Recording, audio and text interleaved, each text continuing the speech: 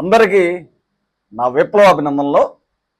అయితే మన దేశంలో మూడవసారి అధికారాన్ని చేపట్టినటువంటి బీజేపీ పార్టీ, వరుసగా మూడవసారి ప్రధానమంత్రిగా ఉన్నటువంటి నరేంద్ర మోడీ గారు, ఇక్కడ ఈ బీజేపీ పార్టీ అధికారంలోకి వచ్చిన తర్వాత ఈ దేశంలో తన స్వార్థం కోసం, స్వలాభం కోసం మరి ఏకపక్షంగా సొంత నిర్ణయాలు తీసుకుంటూ బిల్లులు పెట్టడం, ఈ బీజేపీ పార్టీ అధికారంలోకి వచ్చిన తర్వాత కీలకమైనటువంటి సుప్రీంకోర్టు కూడా మరి ఏకపక్షంగా తీర్పులు ఇవ్వటం జరుగుతుంది. మీరందరూ చూసే ఉంటారు. అయితే వాస్తవంగా ఇక్కడ 2025 ఆగస్టు 1వ తేదీన ఏదైతే దావేందర్ సింగ్ వర్సెస్ పంజాబ్ రాష్ట్రానికి చెందినటువంటి ఎస్సీ ఉపవర్గీకరణ తీర్పు విషయంలో మన దేశంలో ఉన్నటువంటి అత్యున్నతమైనటువంటి న్యాయస్థానం అయినటువంటి సుప్రీంకోర్టు రాష్ట్రాలకు మరి ఎస్సీ ఉపవర్గీకరణ మీద అనుమతిస్తూ ఒక దురదృష్టకరమైనటువంటి తీర్పుని ఇవ్వడం జరిగింది. ఇది అందరికీ తెలిసినటువంటి విషయం. అయితే మన ఆంధ్రప్రదేశ్ రాష్ట్రానికి వస్తే ఇక్కడ కూటమి ప్రభుత్వం అధికారం ఉంది. BJP, Telugu Desam party, Janasena party. అయితే ఇక్కడ మీరు ఒకటే గమనించాలా, ఈ బీజేపీ పార్టీలో కూటమిగా ఉన్నారు కాబట్టి ఈ రెండు పార్టీలు మాట్లాడాల. ఇక్కడ ఉన్నటువంటి ప్రముఖమైనటువంటి పార్టీ వైఎస్ఆర్సీపీ పార్టీ, జగన్మోహన్ రెడ్డి అధ్యక్షుడిగా ఉంటే ఈ యొక్క ఎస్సీ ఉపవర్గీకరణ అంటే సుప్రీంకోర్టు ఇచ్చిన తీర్పు మీద కనీసం నోరెత్తి మాట్లాడలేదు. ఎందుకు మాట్లాడలేదని మేము ప్రశ్నిస్తే ఇక్కడ మాలామాదిగులు ఇద్దరు నాకు రెండు కళ్ళు లాంటి వారు, అందుకని నేను మాట్లాడలేనని చెప్పి వాళ్ళ అధిష్టానం మాకు చెప్పడం జరిగింది. ఇది పక్కన పెడితే నిన్నగాక మొన్న ఇక్కడ ఆంధ్రప్రదేశ్లో ఉన్నటువంటి మరి Anand Paul pastor versus Andhra Pradesh state case విషయంలో ఇదే సుప్రీంకోర్టు రాజ్యాంగానికి వ్యతిరేకంగా సుప్రీంకోర్టు ఇక్కడ ఒక తీర్పును, దురదృష్టకరమైనటువంటి తీర్పునిచ్చింది. దళితులు క్రైస్తవంలోకి మారితే ఎస్సీ హోదా రద్దని చెప్పి నిన్న తీర్పు ఇవ్వడం జరిగింది. ఈ తీర్పు విషయంలో ఈ కూటమి ప్రభుత్వం, బీజేపీలో ఉన్నటువంటి ఈ కూటమి ప్రభుత్వం ఎవరేం మాట్లాడాల, ఇక్కడ వైఎస్ఆర్సీపీ కూడా మాట్లాడాల. ఎందుకు మాట్లాడలేదంటే ఆ రోజు ఎస్సీ ఉపవర్గీకరణ విషయంలో మాలామాదిగులకు ఒకరికి అన్యాయం జరిగి ఒకరికి న్యాయం జరిగినప్పుడు నేను మాట్లాడలేను, ఇద్దరు రెండు కళ్ళు లాంటి వాళ్ళు అన్నారు. ఇక్కడ మాలామాదిగా ఎస్సీ ఉపకులాలందరికీ అన్యాయం జరిగింది, నష్టం జరిగింది, ద్రోహం జరిగింది. ఇప్పుడు వీళ్ళందరికీ అన్యాయం జరిగినప్పుడు వైఎస్ఆర్సీపీ పార్టీ, జగన్మోహన్ రెడ్డి ఎందుకు మాట్లాడలేదు, ఎందుకు మీడియా సమావేశాన్ని ఏర్పాటు చేయలేదు, ఎందుకు ఈ తీర్పుని ఖండించలేదు, ఎందుకు ఈ యొక్క దళితుల పక్షాన మాట్లాడలేదో ఈ రాష్ట్ర ప్రజలందరూ గమనించాల.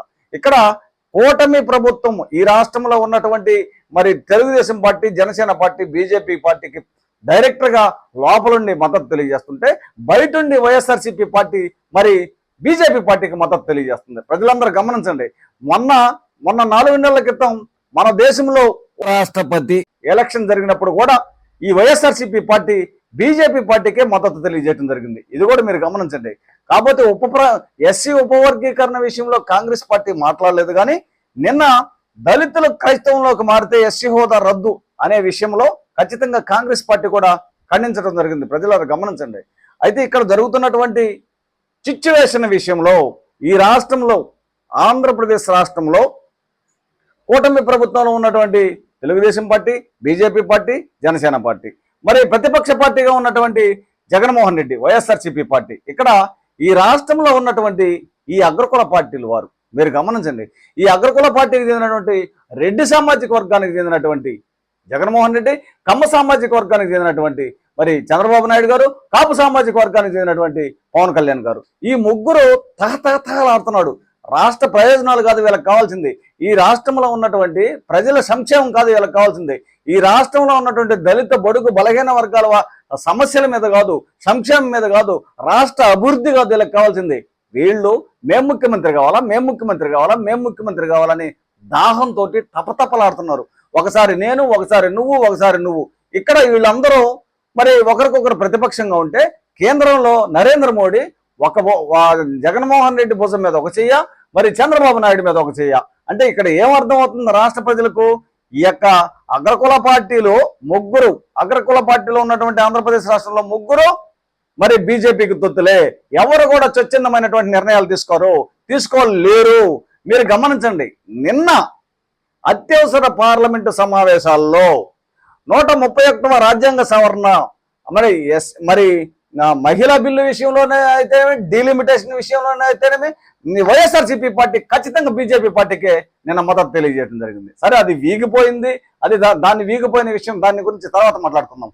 ఈ విధంగా కేంద్రంలో బీజేపీకి, ఆంధ్రప్రదేశ్ రాష్ట్రంలో ఉన్నటువంటి తెలుగుదేశం పార్టీ, జనసేన పార్టీ లోపలుండి డైరెక్ట్గా మద్దతు తెలియజేస్తుంటే, బయటుండి వైఎస్ఆర్సీపీ పార్టీ మరి బీజేపీ పార్టీకే మద్దతు తెలియజేస్తుంది. కాబట్టి ఈ రాష్ట్రంలో ఉన్నటువంటి ప్రజలు, ఈ రాష్ట్రంలో ఉన్నటువంటి అగ్రకుల పార్టీల తీరును మరి తెట్టతెలుగా గమనించి అర్థం చేసుకోవాలని, ప్రత్యామ్నాయంగా ఈ రాష్ట్ర ప్రజల శ్రేయస్సు కోసం, ఈ రాష్ట్రంలో ఉన్నటువంటి 90% ఉన్నటువంటి ఎస్సీ, ఎస్టీ, బీసీ, మైనారిటీ బహుజనుల యొక్క మరి అభివృద్ధి కోసం, మన సంక్షేమం కోసం, మన రాష్ట్ర అభివృద్ధి కోసం ప్రత్యామ్నాయంగా ఈ అగ్రకుల పార్టీలకు ప్రత్యామ్నాయంగా మనకు ఒక పార్టీ కావాలా? దీని మీద ప్రజలందరూ ఒక్కసారి అంతరాత్మతో పరిశీలించుకోవాలని ఆంధ్రప్రదేశ్ రాష్ట్ర మాల మహానాడు తరపున తెలియజేస్తున్నాను.